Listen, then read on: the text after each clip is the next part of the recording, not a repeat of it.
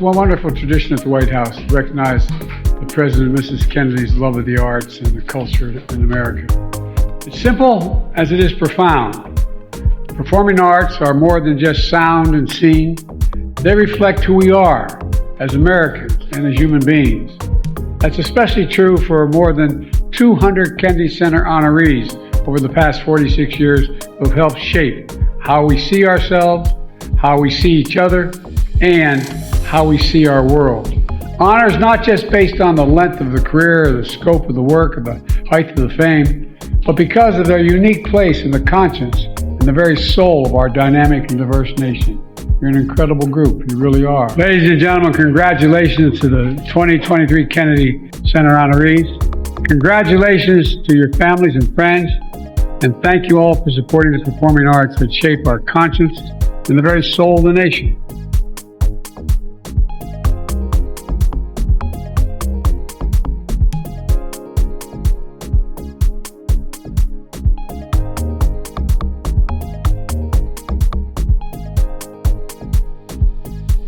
Look, I know we have our divisions at home. Let's get past them. This is critical. Petty, partisan, angry politics can't get in the way of our responsibility as a leading nation in the world. And literally, the entire world is watching. The entire world is watching. What will the United States do? And think if we don't support Ukraine. What's the rest of the world going to do? What's Japan going to do, which is supporting Ukraine now? What's going to happen in terms of the G7? What's going to happen in terms of our NATO allies? What are they going to do? If we walk away now, it'll only embolden other would-be aggressors. So I'm calling on Congress to do something and do the right thing. To stand with the people of Ukraine. Stand against the tyranny of Putin. Stand for freedom. Literally stand for freedom. Let's get this done.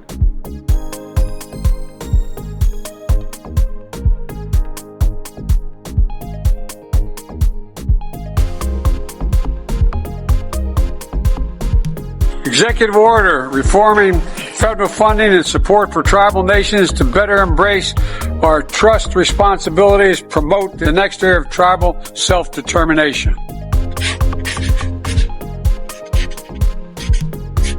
There you go. Woo! Thank you, Mr. President. Thank you.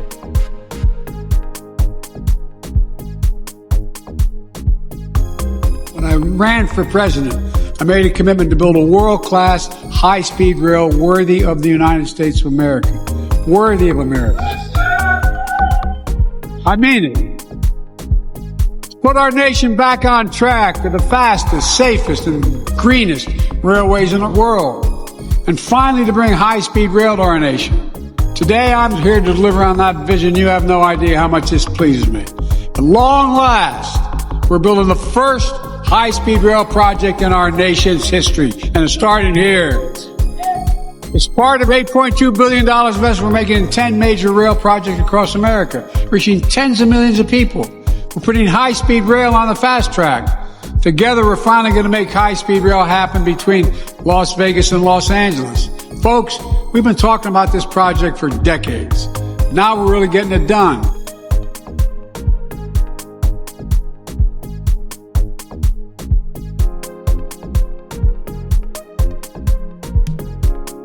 I would not be here were it not for my local fire company in Wilmington, Delaware. They saved my life. During the pandemic, we invested $350 billion in the American Rescue Plan. States and cities could use it to keep firefighters in a job, including here in Philly. I also signed a budget providing $360 million each for both Assistance to Firefighters Grant Program and the Safer Grant Program, and helped put almost 1,200 more local firefighters in the field across the country. And starting today, for the first time in nearly 15 years, this neighborhood once again has a ladder company on call 24 hours a day, 365 days a year, ready to keep them safe. I promise you, we're not stopping here. Hanukkah is a timeless story of miracles. We just met with Holocaust survivors downstairs who taught us about the perils of indifference, what they experienced only to see what's happening today. It's been clear that our administration stands with them, arm in arm. We're not going to walk away. A menorah, a symbol of the Jewish people that not only survive, but heal, rebuild, and continue shining their light on the world. A reminder to hold on to the miracle of hope and faith. Because when we do, no night is so dark we can't find light. No night is so dark we can't find light. No one knows that better than the Jewish people. So ladies and gentlemen, happy Hanukkah and God bless you all. Well, Mr. President, welcome back. Thank you so much. Welcome back to the White House. It's great to be at your side once again. We're going to stay at your side. Congress needs to pass a supplemental funding before they break the holiday recess. The threats to America, to Europe, and the world will only keep rising if we don't act. And I don't want you giving up hope. American people can be and should be incredibly proud of the part they played in supporting Ukraine's success. We'll continue to supply Ukraine with critical weapons and equipment as long as we can. Putin is banking on the United States failing to deliver for Ukraine. We must prove him wrong. 2 years ago, I signed a law, once in a generation investment in our nation's infrastructure, and to fix our roads, railroads, bridges, ports, airports, remove every single lead pipe in the country, and extend high-speed internet, advance clean energy, and modernize the electric grid. That's why we're here today to discuss how we can ensure that we invest in infrastructure that is secure, reliable, resilient for generations to come, no matter what. Because it's not just about building infrastructure, it's about building better infrastructure, stronger infrastructure. Infrastructure can withstand 21st century challenges from climate change to cyber attacks to natural disasters to foreign threats and so much more. That's why last year I asked this council to ensure that resilience is built into all of our infrastructure projects, including critical sections like energy, communications, transportation, and healthcare. Today, I'm looking forward to hearing about new projects this council will pursue in the coming years as well. All right, 3 minutes. All right, Mr. President, I want to introduce you to the Artemis II crew. Proud of you guys. Thank you. I really mean it. Thank you. Mr. President. Thank you. Oh, I was excited to see you. Well, I tell you what, closest I came to the moon was my moon rock here. I can remember exactly where I was. I was on the Northeast Extension of the Pennsylvania Turnpike, and I pulled over, and I remember sitting there listening to the landing on the moon 50 years later. You know, it's a big deal. You guys are incredible. You're absolutely incredible. Really. Let me show you around the office a little bit.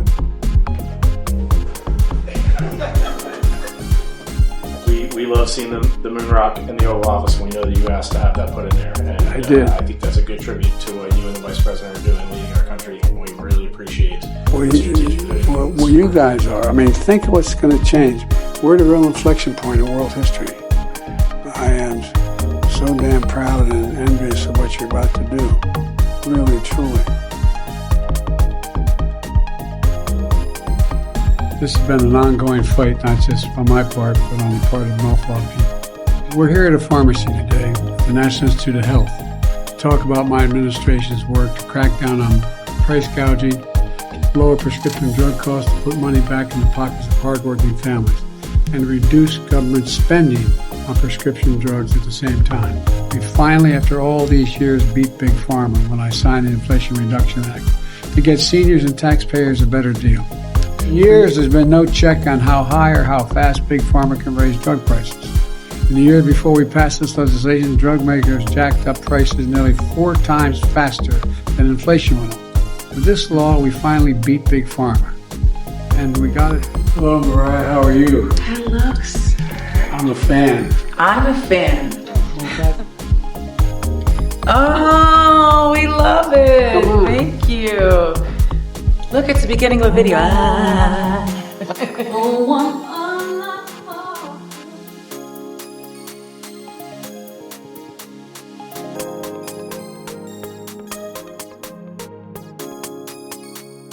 Oh boy, it's party time. Let's have it. It's party You guys have a chance to come over and see the oval? I'd love to see the Oval. Come on, let's go do it. All right, let's do it. Thank you. Thank you. time. It's party time. It's party time.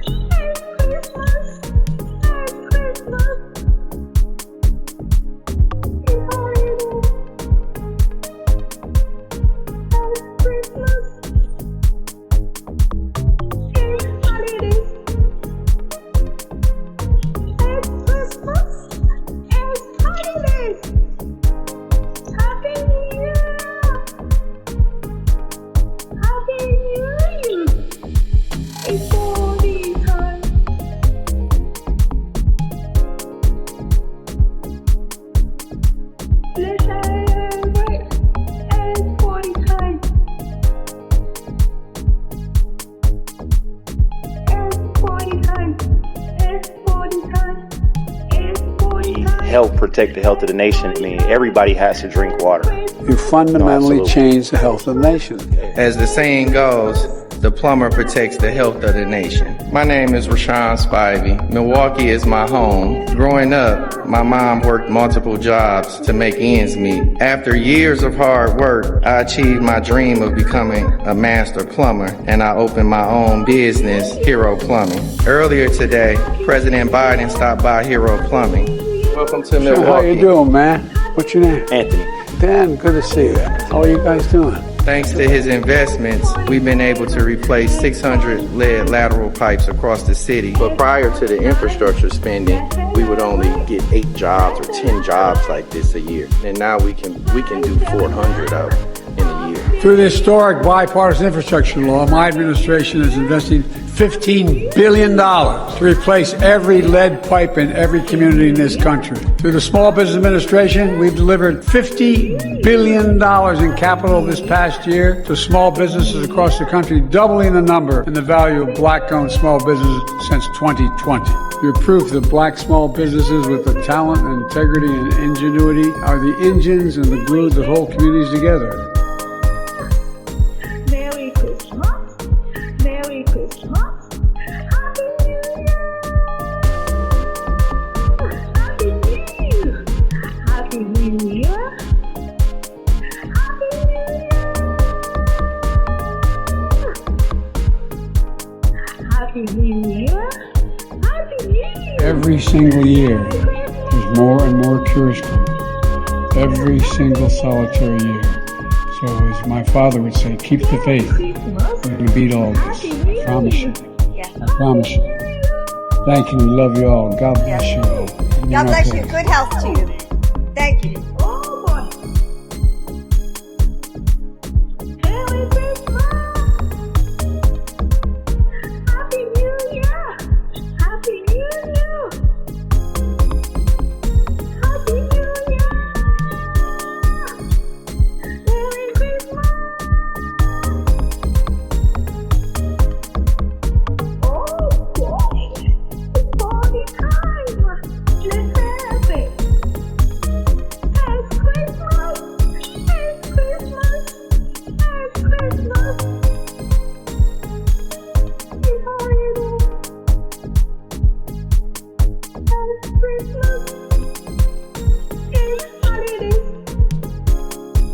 Christmas.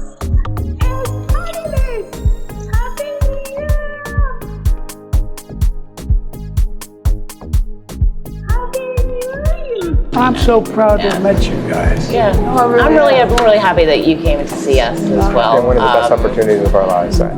We came up here to the Allentown area to make sure what we're doing was making some sense and affecting people's attitudes. I've said before that, starting a new business is an act of hope. Nice to meet you, Mr. President. What's your name? Chad. Well, I tell you what, man, this is where I want to be.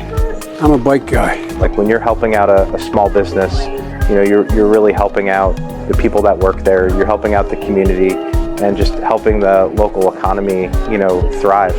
Sean Lenahan, co-owner of this store. For us, it's not always about just selling running shoes and running apparel. It's about getting the community involved. And once you get the community involved, everything else follows. Kelly, how I'm are you? the track coach at BEBE High School. Oh, is that right? Sat down to talk with him. Discussed important issues that matter to me, and he understood them.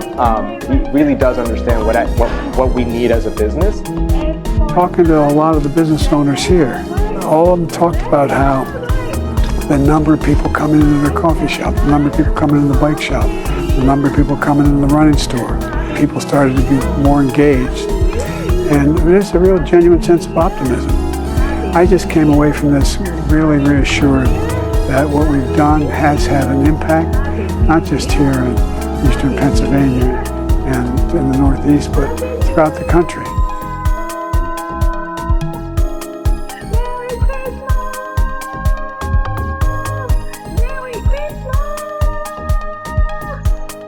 Merry Christmas.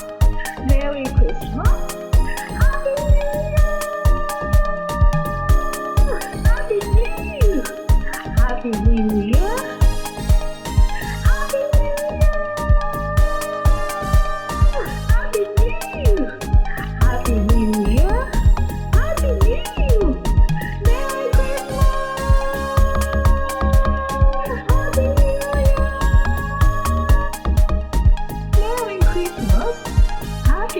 New Year!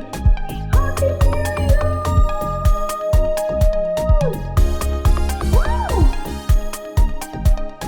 Oh boy!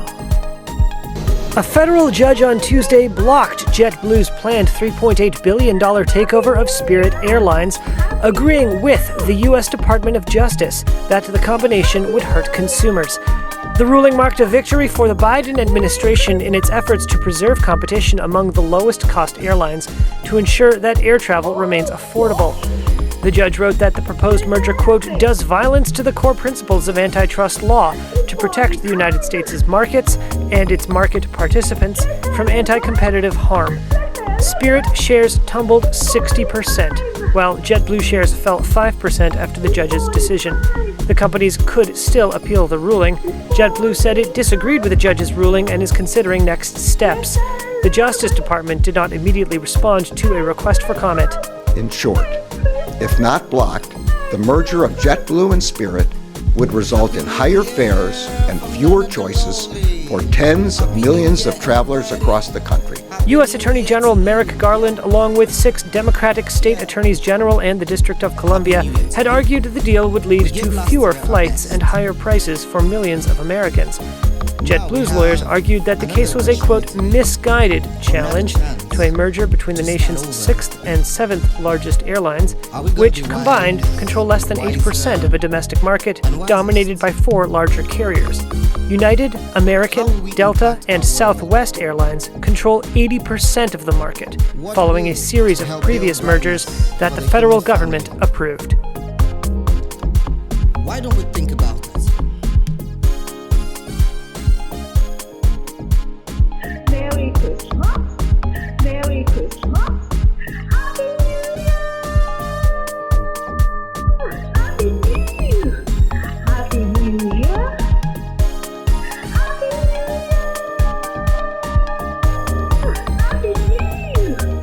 Happy New Year! Happy New Year! Happy New Year! Merry Christmas!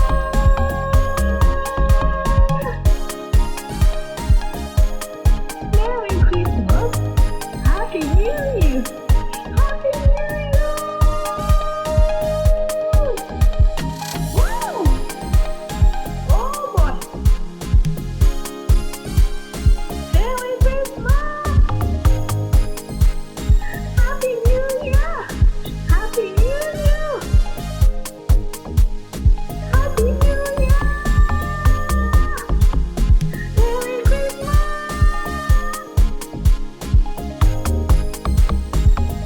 The Vice President herself has done a call to action. We need the young leaders who are here to really consider entering mental health professions. And I want to tell you that I picked up the phone.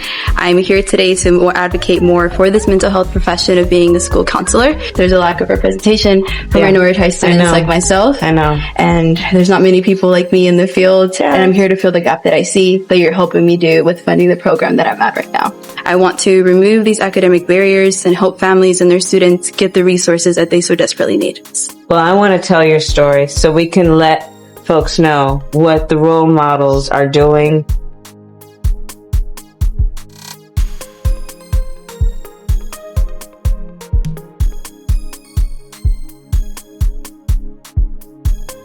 As you've been going around the country, you're talking to people, asking questions, finding out what they're thinking. So what are they telling you? And what are they telling you they want from the two of you? Well, I am traveling the country, and let's start with the women of America. What they are telling me in state after state is that they are concerned about the future of our country. Many of us often think about the future of our country in the context of our children. And so they talk about their concern that if their daughter is going to college, will she go to a state where she will have access to the health care she might need, including reproductive health. They talk about the prayer that many will speak and say as they drop their children off at school because of their fear that there may be somebody with an assault weapon. at some time during that school day. They talk about the concern that they have about whether their children, if they go to college, will be able to pay off their student loan debt. And they then thank our administration for some of the work we've been doing, standing for fundamental rights, like the right of a woman to make decisions about her own body and not have her government tell her what to do. The need to have reasonable gun safety laws and stand for the idea, as I do. I support the Second Amendment, but there's no reason that we have assault weapons in a civil society, and we need to ban them. They talk about the fact that our administration, because of the President Joe Biden and our administration, has tackled the issue of student loan debt and have now forgiven student loan debt for over 3.5 million Americans.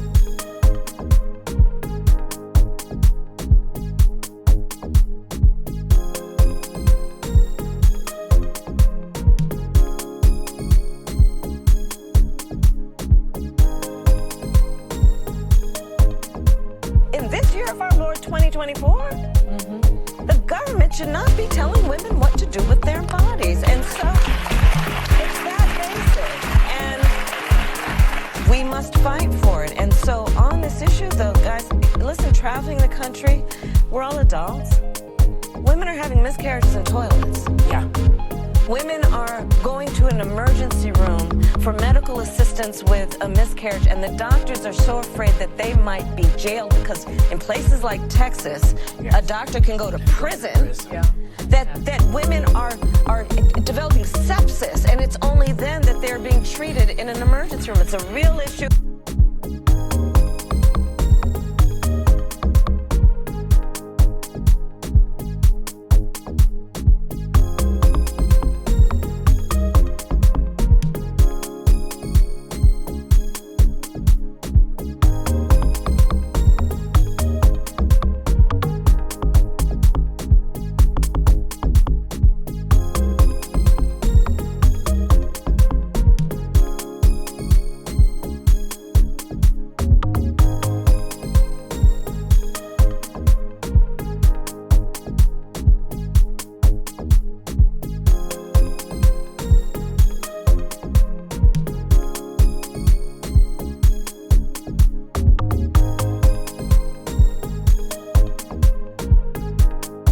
We're here at Eastway Middle School in Charlotte, North Carolina, and just brought together young leaders to talk about the impact of gun violence and their ideas for what we need to do better.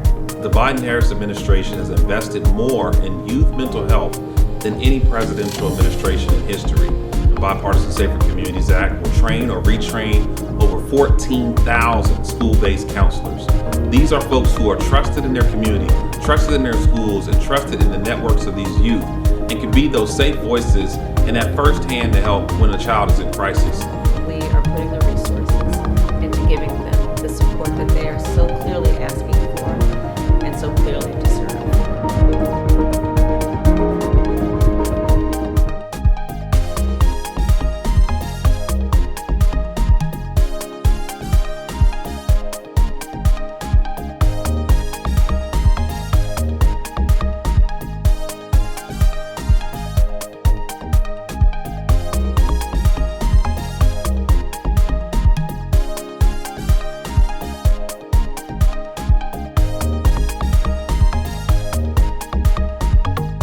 Hello and happy Founders Day. I am Linda Edwards, your international bioactor. As we celebrate 104 years of Finer in honor of our 5 illustrious founders, I like to share that to me, Finer means honoring our precepts, scholarship, service, sisterhood, and Finer womanhood. So as we traverse our journey of leadership and service to our communities, let us always remember to keep the oath that we took when we joined this amazing organization before us daily, and let it be your guiding light. Happy Founders Day, sorors.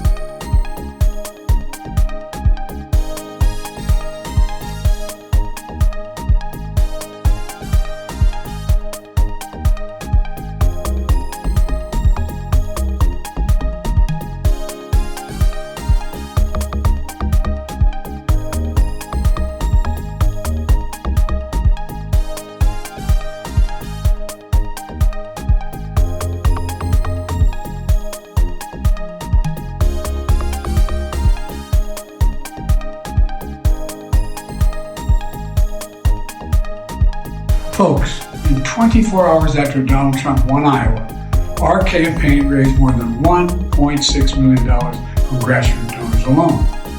Our campaign is nurses and teachers versus extreme MAGA Republicans, and we need you with us.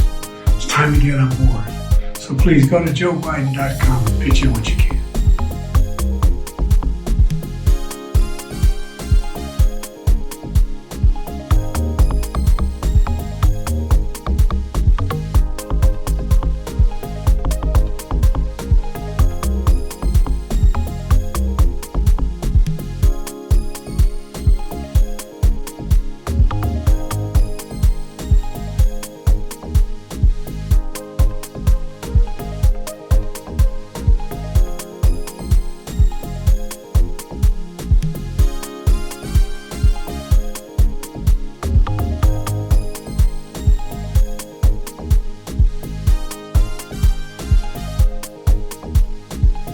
You know, it's kind of funny. All these Republican candidates in the primary trying to beat Donald Trump. And I'm still the only person to ever beat Donald Trump. And I'm looking forward to it again for the good of this country.